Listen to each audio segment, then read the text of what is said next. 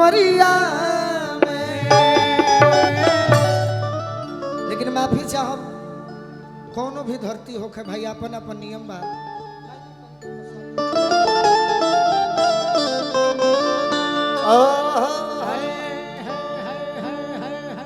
सर से आग्रह करब, चाची से भी विनती बा। हाँ जी। अरौरा श्रोता हम ना देखनी के इतना सुन के मुस्कुरातनी, गीत के सुनतनी, मान सम्मान भी देतनी। अब पूर्ण रूप से हमारा आरा जिला घर हो, और वहू में पूर्ण रूप से मने एकदम दक्षिण साइड में। तो कभी हिंदी गाना हमरा अइबे ना कोई। हिंदी गाना में भी बड़ी टफ चीज बा। पढ़ले बा गावे को हम गुलाम अली साहब के भी गाते, लेकिन बुझाई कि भोजपुरी गावत नहीं। चमकते चांद का टूटा हुआ, लेकिन मजा ना आया। एक गाना हम सुनाते हैं जो हम लिखे हैं, भाषा हिंदी के बाद, लेकिन सुनब नु कान से सुनब तो ना बुझाई ना, दिल से सुनब तो जरूर बुझाई।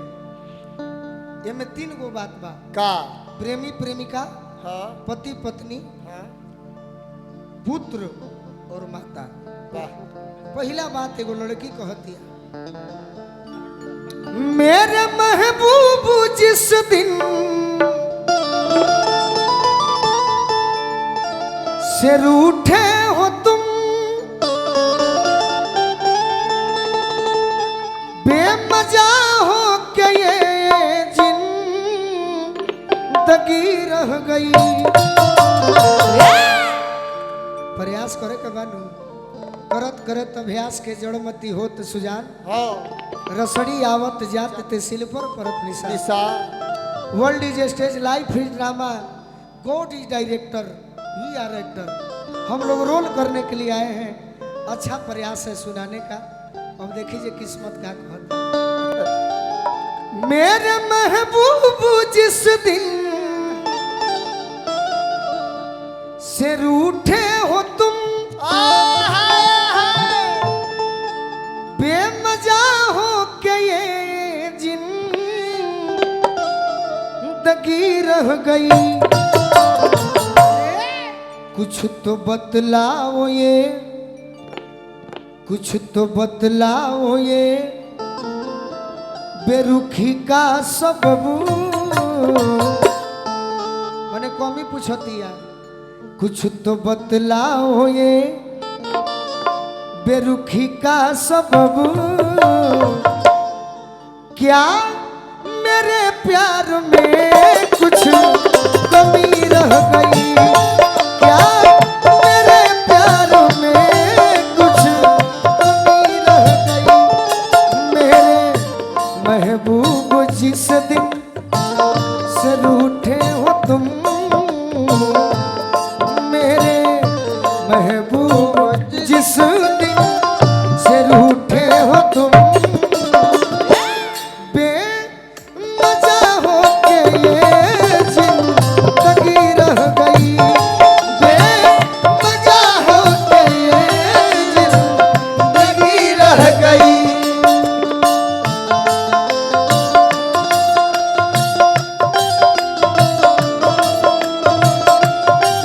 जय हो जय हो। अच्छा बात।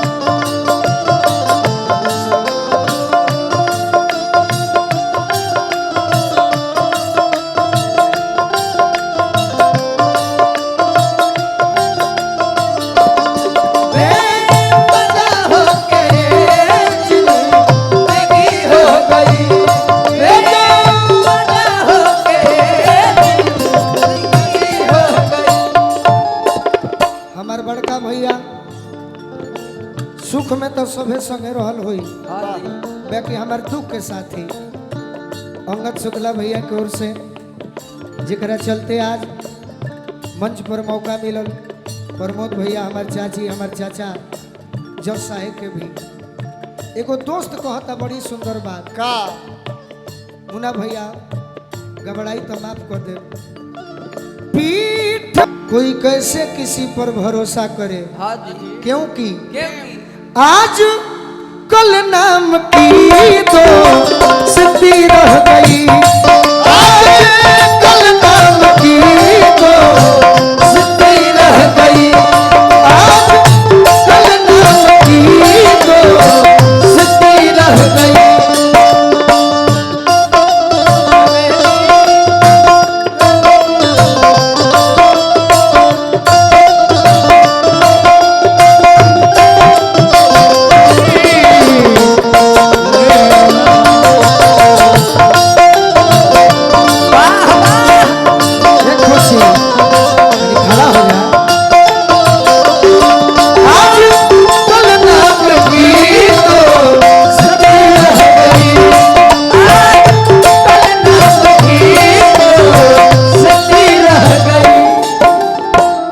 एक पत्नी अपने पति के बारे में कहती है। क्या?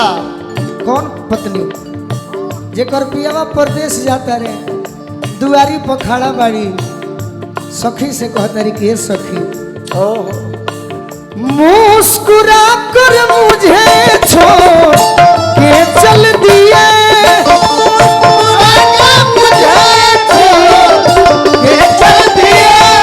मुस्कुरा कर मुझे छोड़ के चल दिए।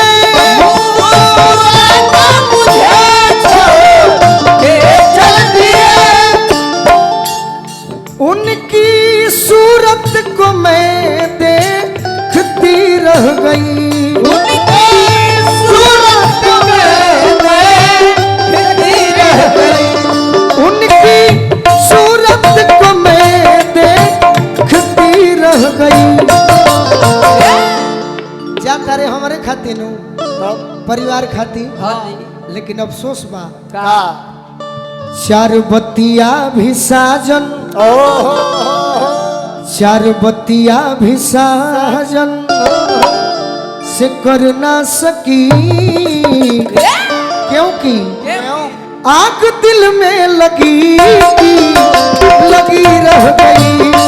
आग दिल में लगी लगी रह गई।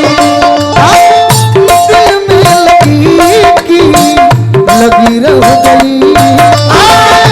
दिल में लगी लगी रह गई।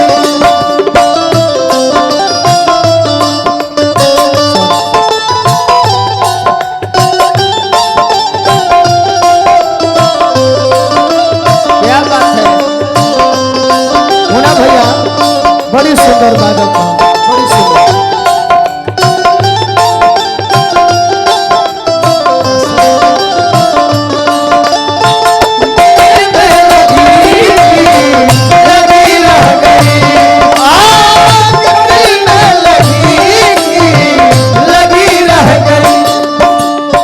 सर जी के तरफ से बहुत बहुत अभी से ना, जब से प्रोग्राम शुरू बा केहू कलाकार बाकी ना होई। सर के पद प्रतिष्ठा बनो रहो। एक माँ अपने बेटे के बारे में कहती है। क्या? जिसको नफरत के सोलो में फेंका गया। जिसको नफरत के सोलो में फेंका गया।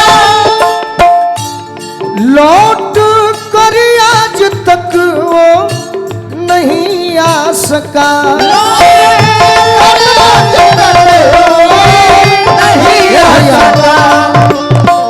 जिसको नफरत के सोलों में फेंका गया, हाँ जी। लौट कर आज तक वो नहीं आ सका। बूढ़ी माँ अपने नूरे नजर के लिए,